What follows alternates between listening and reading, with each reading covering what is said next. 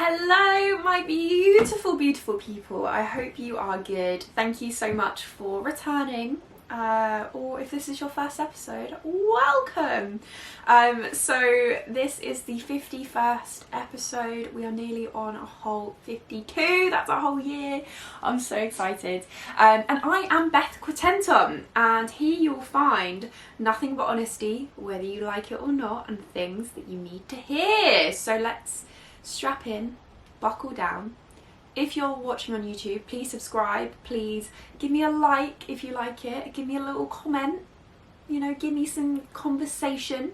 But if you're listening on Spotify, please again follow the podcast on there, and so that you know when the next episode's out. Every Saturday, by the way, 8 a.m.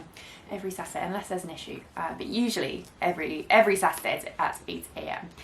Right, so the topic of today's podcast is spilling the tea on self-sabotage, because, honey, we all self-sabotage. I self-sabotage, you self-sabotage, your neighbour's dog self-sabotages sometimes, I'm sure. And we need to talk about it more, and we need to recognise that this is what we're doing every time that we don't have the motivation to go to the gym, that we don't have the motivation to work on our business, that we don't have the motivation or drive to want to do something that is going to otherwise improve our lives in one way or another. And this is usually in the form of self-sabotage, which usually stems back from some kind of trauma or some kind of just situations with other people where maybe you've been told you'll never achieve X, Y, and Z. I have been told that, and I have told them all to F the hell off, because no one, and I mean no one, dictates what you can and cannot do. Teachers, they are usually the worst for it. I've had a couple of teachers tell me that I wasn't gonna, follow the career that I originally wanted to, get into the uni I wanted to, etc. And then did I go up to them on the school trip to Amsterdam, the sixth form trip to Amsterdam, and tell my photography teacher that I did indeed get into university, the one that he told me I would not be able to get into because I didn't have like a foundation thing in something else. Yes, I did. And did I have great fun telling him? Yes, I did. Anyway, this podcast is for everyone, okay? So I don't know who you are. I don't care. Well, I do care who you are, but this is for you. So strap yourselves in. Right. So self-sabotage usually occurs when people hinder their own success. So, for example, if you are someone that has maybe grown up in a poorer family, it's kind of, you've seen your parents struggle to get by, you've had to go without some things sometimes, and, to you that's kind of normal. But, maybe you find yourself, obviously fast forward 10-15 years, you then find yourself, in the adult world, you are, going through jobs, and, you kind of get to a position where you're thinking, I'm earning a lot of money, or you have started your own business and you started to see a lot of money come in, and it's kind of like almost like, this is the most amount of money I've ever seen in my life, and the fact that I have earned this through doing whatever it may be is kind of crazy. And sometimes we can then go back on ourselves and start to self-sabotage because we're thinking, I don't deserve this success, so-and-so works harder than me, they're a nurse or they're a doctor in the NHS, they work harder than me, they deserve this money. And we start to then kind of self-sabotage, we start to stop doing the things that we know we need to make yourself successful, and it's just a downhill spiral from there. Okay, so hopefully the outcome of this podcast will be that you are more in tune with when you are self-sabotaging, because I can guarantee, no matter how much of your life you've got together, and if you do have your life together, by the way, fucking high five. But yeah, no matter how much of your life that you've got together, I can guarantee that there are some areas that you still self-sabotage. And it's okay. It is okay, my loves. However, we've got to stop the pattern. We've got to stop the pattern. So let's continue. So as I said, self-sabotage occurs when people hinder their own success, and this could be because they don't feel worthy of whatever outcome occurs through their success, or it could be for a number of other reasons. So it's not necessarily always like monetary, you know, it can be a lot of other things as well. So yeah, self-sabotage can come at you in all different forms, okay? So things like a difficult childhood, secure attachment styles, avoidant attachment styles, difficulty in relationships, low self-esteem, fear of getting hurt, fear of commitment, cognitive dissonance, all of these kinds of things can very much mean that you're probably going to self-sabotage in one way or another. And honestly, for most people, it's just figuring out where we do it.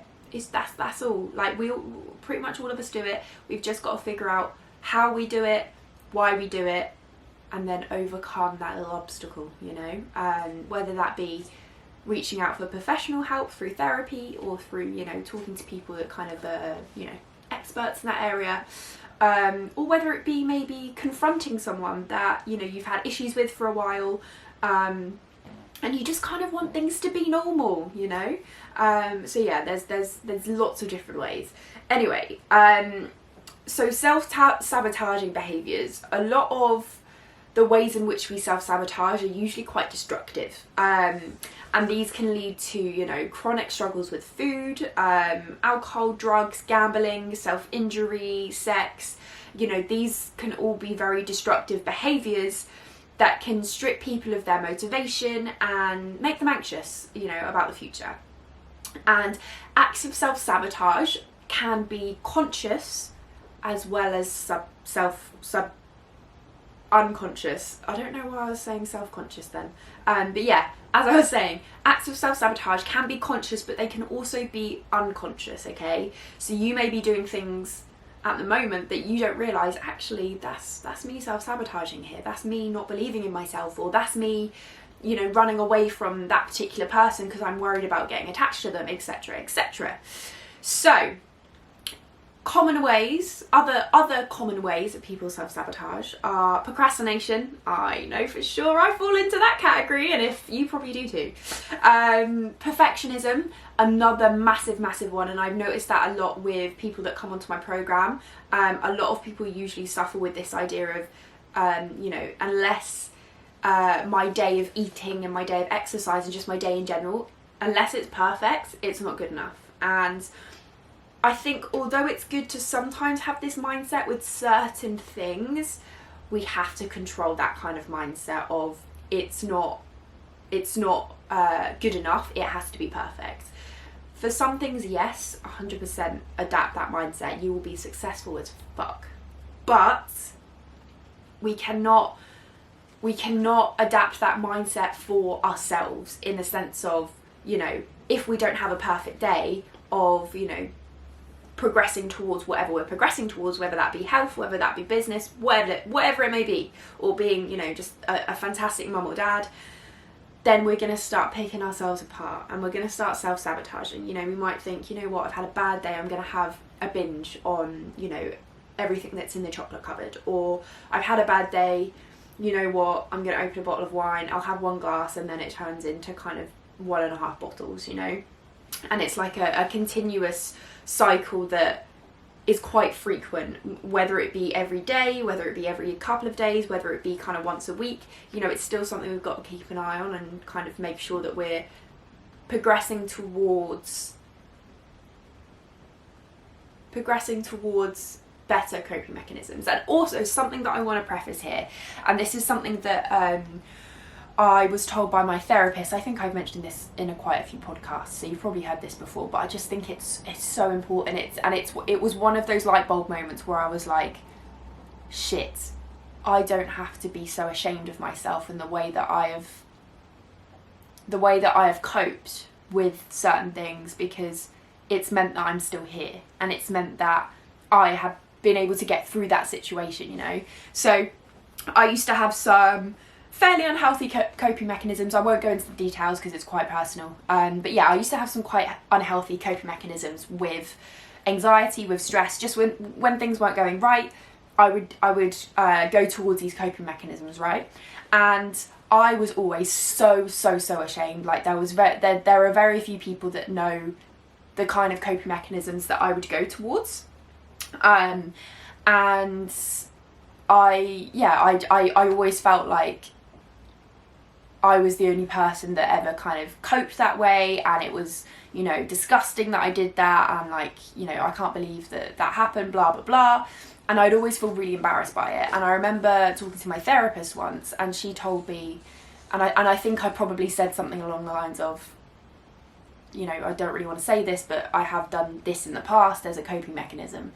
And she kind of stopped me there, and she was like, don't be embarrassed by the things that you used to do to get you through certain situations, because it meant that you got through them. It, you know, that was just your way of dealing with all of the emotions and all of the thoughts and stuff that were going on for you then. And although it's not an ideal coping mechanism necessarily, it's still one that got you through that, and it means that you're here and we are in this place now, you know. And yeah, that when she said that, it was almost like literally a weight off my shoulders. I was like, you know what, although it was not ideal, I'm not ashamed of how I used to self-sabotage, because it got me through. It gave me what I needed, you know, at that time. So yeah, just in case you also have coping mechanisms that you know are quite unhealthy, and you know, you're kind of embarrassed to talk to people about it, just know that it is okay, that it got you through them, but now let's just focus on leaning towards healthier coping mechanisms, you know. Right, anyway, enough of that tangent, so let's continue. So how to stop self-sabotaging. So firstly, what we need to do this is we need to, you know, we need to do a little analysis on ourselves, right? We need to kind of sit with ourselves, no distractions, no laptop on, no phone on, no music playing, no television on. We need to sit with ourselves, and we need to think, okay, I'm feeling X way, right? Where has this potentially stemmed from? You know, do I remember feeling like this in my childhood? Is there an unmet need that my inner child is screaming out for it to be met? You know, what is it? So let's give you an example of maybe how I've self-sabotaged in the past. So let's go training wise, right?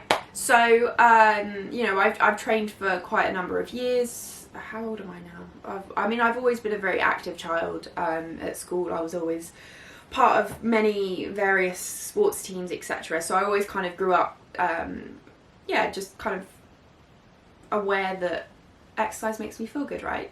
And when I got into kind of the world of, you know, bodybuilding and lifting weights, even though I don't take it to the extremes of like stepping on stage necessarily, I still technically do bodybuild, right? You know, I'm working on myself, I'm building that booty, I'm building those delts, not that they're really showing anything, but I'm trying, okay? I am trying. And there's been a few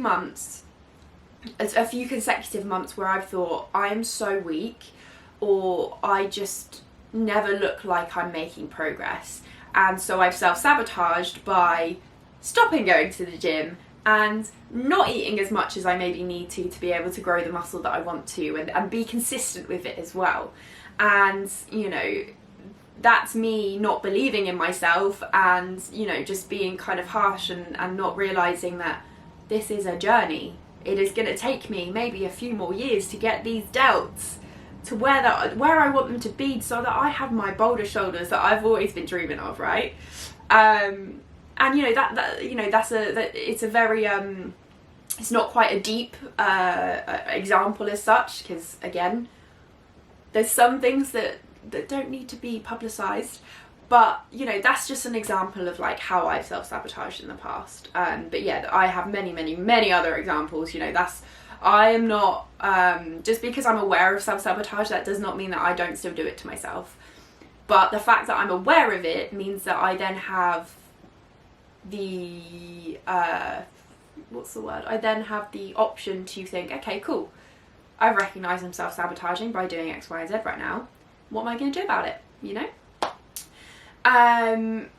So yeah, I pretty much just went through how to stop self-sabotaging, and as I said, the first thing is you need to examine the roots of where it's coming from. Once you kind of realise that, or if you're struggling, I'd really recommend reaching out to a therapist to try and help you get to that root.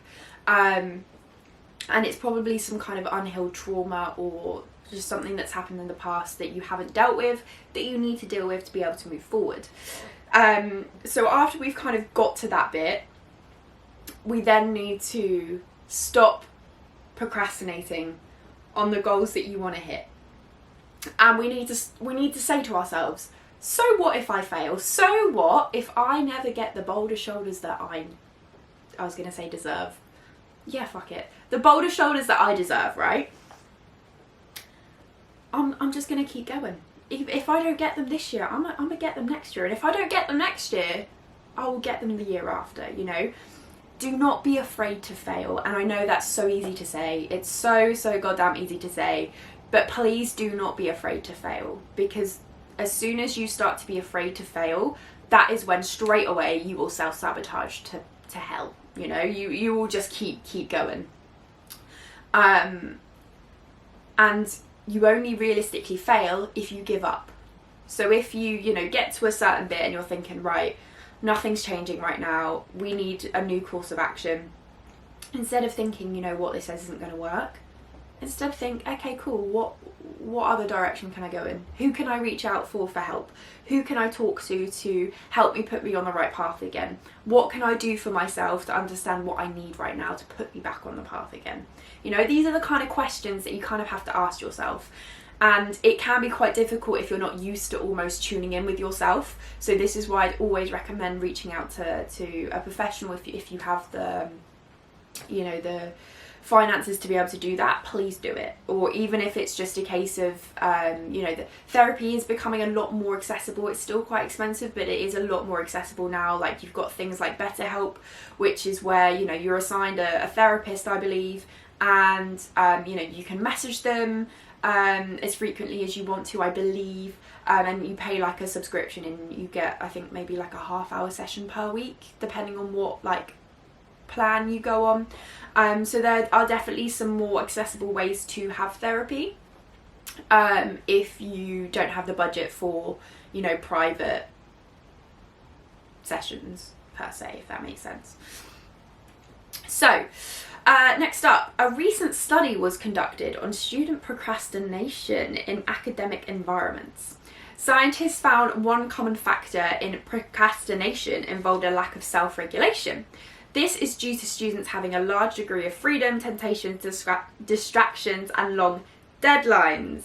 So, it's very easy to think, right, cool, I've got until this date to do X, Y, and Z, or to get to where I want to be health-wise. I'm not going to start yet because that's ages away.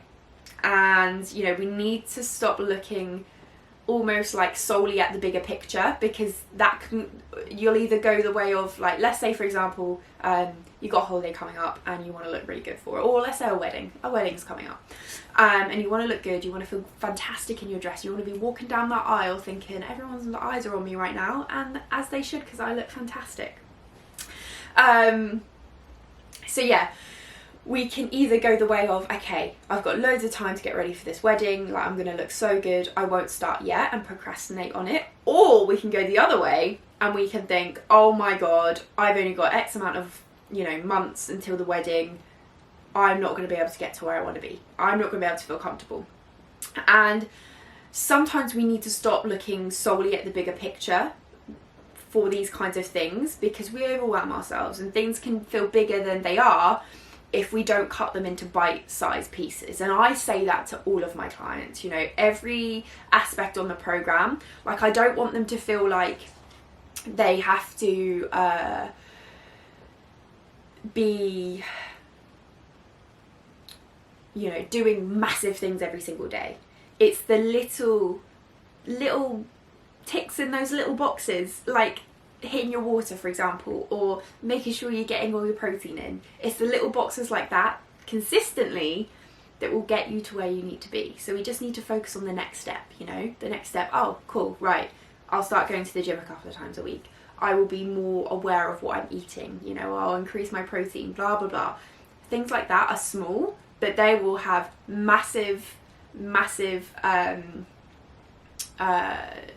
they will make massive differences if they are done consistently, okay? And the next up on the list is we need to stop perfectionist thinking, because perfectionist thinking is what gets us into that kind of downhill spiral of, oh my god, things aren't perfect right now, everything's ruined, I'm not going to make any progress, what's the point? I'll go and self-sabotage by drinking, by binge eating, by beating myself up mentally. You know, however you may sabotage, we must stop. We must stop thinking everything has to be perfect. It does not need to be perfect. We will never be perfect. We just have to be consistent, okay? That's all I want you to think. Consistency over perfection, because you are going to get far, far, far further in whatever it is you're trying to do here than if you go for a perfectionist mindset, okay? Right, I had a little look at some studies and stuff, because why not? Exciting. And a study by researchers at Indiana University reported in the Journal of Experimental Social Psychology counterintuitive results. Early birds self-sabotage more in the morning, very interesting, and night owls self-sabotage more at night. That means they undermined their performances not when they were tired, but when they had peak cognitive resources at their disposal. It therefore takes a lot of energy to continue this behaviour and leads to maladaptive outcomes. And what maladaptive behaviours or outcomes are those that stop you from adapting to a new or difficult circumstance. So isn't that crazy that this is basically saying that it almost takes us more energy to procrastinate when we are at our like peak performance, for example. So like I'm more of an early, but like a morning bird, so I would do this more in the morning, which actually makes a lot of sense because I've clicked this, than when I'm tired, and it continues to take more energy from me by procrastinating when I know I need to be working, and then leads to me just not doing anything. How crazy is that? You wouldn't think, with how clever we are, that we would allow ourselves to do that, but it's almost like because we're so clever and so aware, well, sometimes we're not all self-aware, but mostly self-aware, we just kind of, I don't know, we just kind of allow it. But yeah, anyway, this was something that I read in an article, and I was like, you know what, this is ace. And that is this. There is only one person that is with you for the rest of your life, and that is you. Okay, not your other half, not your dog, not your children. You. If you do not form a strong relationship with yourself and being in your own company, then self-sabotage tendencies will crop up more than they don't. And I definitely agree with this, because from my own experience, so I used to be very much like, have to always be with people, never really kind of wanted to live by myself. I wanted to be around people, etc, etc. Anyway, was in some relationships then that maybe were not that healthy. We live and we learn, all that kind of stuff, first love bullshit. Anyway, came out of relationships, went straight into another one, because evidently I've got issues, as we all do, and was with another person, and then came out of that one, went straight into another relationship. So this is over the course of 7 years, guys. 7 years of me not really being by myself, like only really being single for about a month. And now I am 9 months, not 9 months into being completely single. I've lived by myself for quite a while, but lived by myself. Honestly, very rarely see people unless I go to the gym, because I work from home and I study and all of this kind of stuff. But I am so much happier now because I know that I am fine by myself, and I know that I know how to look after myself. I know I don't have to worry about other people and what they're doing and factor their plans into my plans. You know, I can just go and do and be who I want to be, you know, and act towards other people how I want to, how I wouldn't maybe be able to in a relationship, you know. And I feel like I've really, even though it's been difficult, definitely that transition of not really having someone there, it's definitely been very, very good for me. And I've grown a lot from it because I now know that I am okay by myself. And if, you know, someone else comes into my life, another potential partner, you know, I know that I'm going to have to factor in, right, I'm now so used to being by myself. Do I have the energy, or do I want to open myself up to then have to think about someone else as well? You know, because that is what a relationship is at the end of the day. And I'd never want someone to think that, you know, it's an effort for me to be with them, because then why be in a relationship with them, you know? So yeah, for sure. And also I believe learning to love yourself and respect yourself puts you further away or less likely to self-sabotage as well. And I'm definitely recognising that. I still have my days where I do self-sabotage for sure. But yeah, I'm definitely seeing that me just having a better relationship with myself just means it just makes everything so much better, for sure. So yeah, learning to love yourself and riding that journey. And that journey, I'm still on the journey. The journey has many twists. It has many ups and downs. I am on a roller coaster of emotions. One day, having the best day of my life, eating a croissant in the forest, you know. Next day, not having the best day of my life, thinking everyone hates me and thinking, oh my God, how can I do this, you know? It's just craziness. So strap yourselves in for the ride if you are someone that maybe is about to go through that or is going through it. I feel you. And if you are going through it, reach out to me, let me know how you're doing. I feel like it would be good to have a little community of people that are, you know, learning to love themselves, and yeah, kind of riding the wave of self-love, self-appreciation, and just self-confidence, you know. Anyway, that is all I have for this week. I really hope you enjoyed it. I loved this episode. I thought it was great. Let me know if you did as well. If you didn't, that's fine. Just let me know. Let me know how I can improve. I'm here for you, okay? So thank you so much for listening to this episode. If you enjoyed it, please subscribe on YouTube, like, comment, notification bell, all of that jazz, please. I would really appreciate it. It helps me out so much.